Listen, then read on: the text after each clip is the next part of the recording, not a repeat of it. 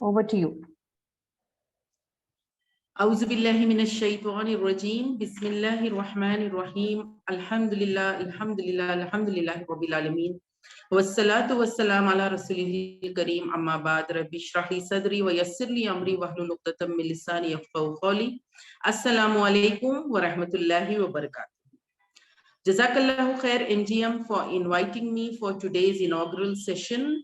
May Allah bless you. I had the opportunity to participate in the Grand Women's Conference in Kerala.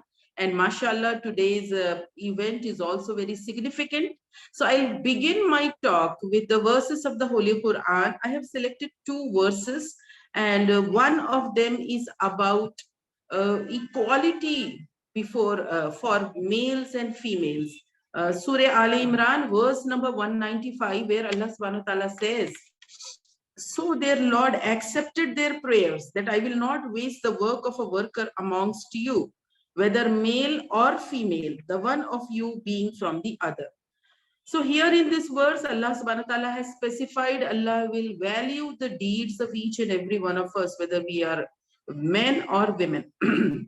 Similarly, in Surah Nisa, at number 124, Allah subhanahu wa ta'ala says, whoever does good deeds, whether male or female, they shall enter the garden and they shall not be dealt with unjustly.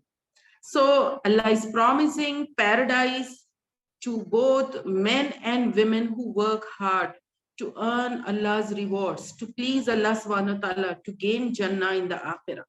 So my dear sisters, with the two verses, I would like to present before you that Allah subhanahu wa ta'ala has blessed us with the best religion on earth, Islam. Islam is a complete code of life, and Islam has empowered and liberated women 1400 years ago. Islam has given us a very respectable position, an honorable position in the society and the community. Mashallah, we have got so many sisters joining on Zoom, and I hope this is on YouTube also. My dear sisters, young girls, women, we as women, we as girls, we should be proud to be a Muslimah. Allah subhanahu wa ta'ala has made us Muslims, and Islam has given us honor, dignity, rights, equality, justice, and there are so many privileges that we enjoy as a Muslim women.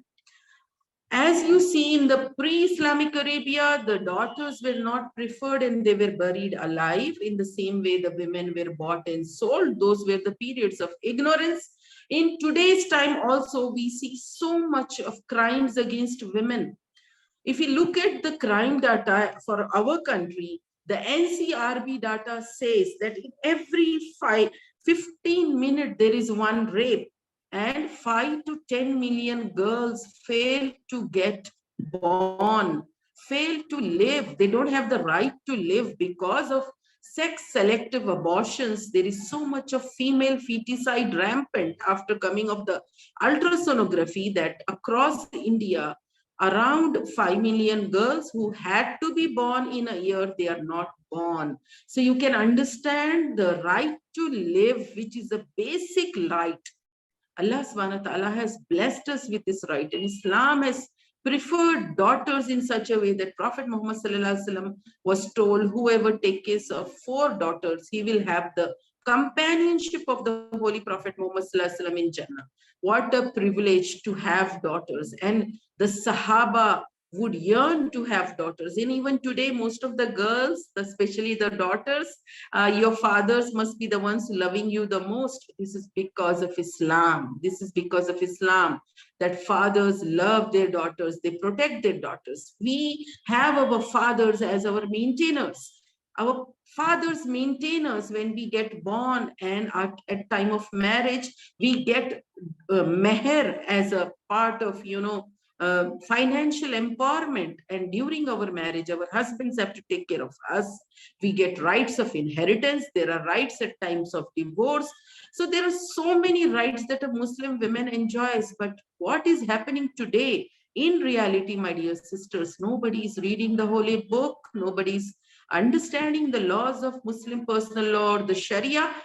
People are more picking up cases in the society and trying to label Islam in a very bad way, and there is propaganda everywhere. So our youth, our young girls, sometimes they just get, confused. So it's very, very important that we make them realize and understand that they have equal rights. The good deeds that they do, the prayers, the charity, any good work, when you are helping a human being for the cause of Allah, to please Allah subhanahu wa ta'ala, to earn a reward in the hereafter, definitely you will be rewarded for that. So Allah subhanahu wa ta'ala has given us justice, rights, equality. At the same time, we are empowered. How are we empowered? We are empowered as women. Women as women are empowered. We are allowed to study. We are allowed to continue our education to a highest level, getting a PhD. Today only I read a news that the first niqabi woman who has entered into Oxford University. This is something new in the last 900 years. But if you look at the history of Islam, Muslims were the ones who have founded the universities, and Muslims were all ahead in the matters of education, architecture, business, agriculture, anywhere, any skill, any development of humanity, Muslims were ahead. And not just Muslims, even the Muslim women. All of you must be knowing the role of Hazrat Khadijatul Kubra Raziyallahu Ta'ala anha, the role of Hazrat Aisha Siddiqa, how she was a scholar who not only taught the women, but even the greatest Sahabas used to come to her for her opinion and her understanding in those matters. In the same way, there are in the Battle of Uhud, Ammara, who was nursing the wounded, and later on she took up the sword to confront the enemies of Islam. In the same way, we know about Shifa Raziyallahu Ta'ala.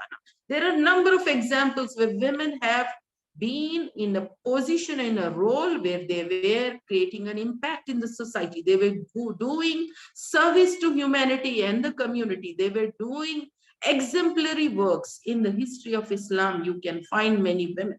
So I will not lengthen my speech. All I would like to state here is today we are facing lots of challenges. In the name of empowerment, we are attacked in the way that our girls are told to just expose themselves. In the name of liberation, there is emancipation of women, and two places are the targets. The families are the targets, and the women's role is the target.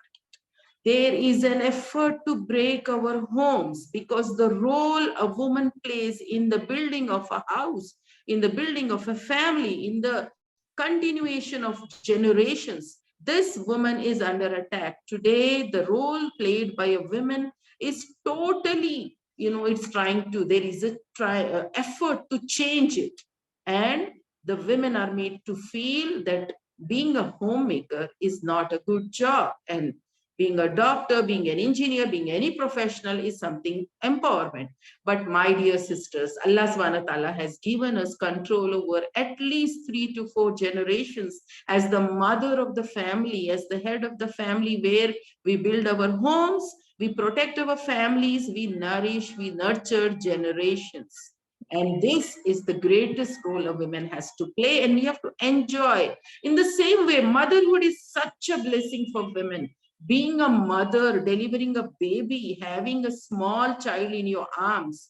In today's times, these things are looked upon as something, the ones who are not educated will do, the ones who are not empowered will do.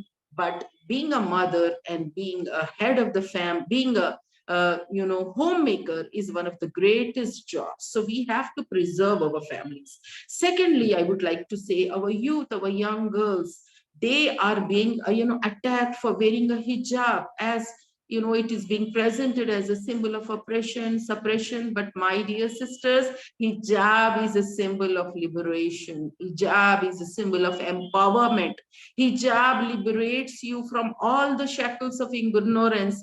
Hijab allows us to empower ourselves educationally, intellectually.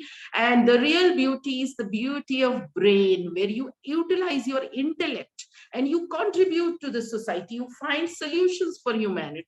Today's times, humanity is facing so much of problems. Even our Muslim community is facing problems. So we have to rise and meet the occasion and work hard.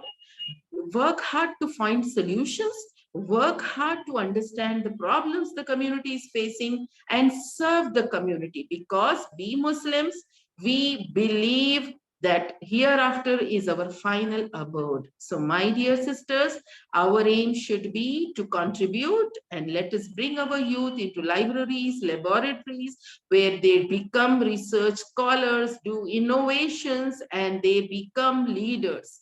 That is what is the message today. Utilize your time, your efficiency, your potential, and don't feel that there is any obstacle in your growth, in your path for progress. May Allah bless each and every one of you. I think I have not exceeded my time limit. Jazakallahu khair, MGM, for allowing me to speak at this occasion. May Allah bless the entire team. Jazakallah. Assalamu alaikum wa rahmatullahi wa barakatuh.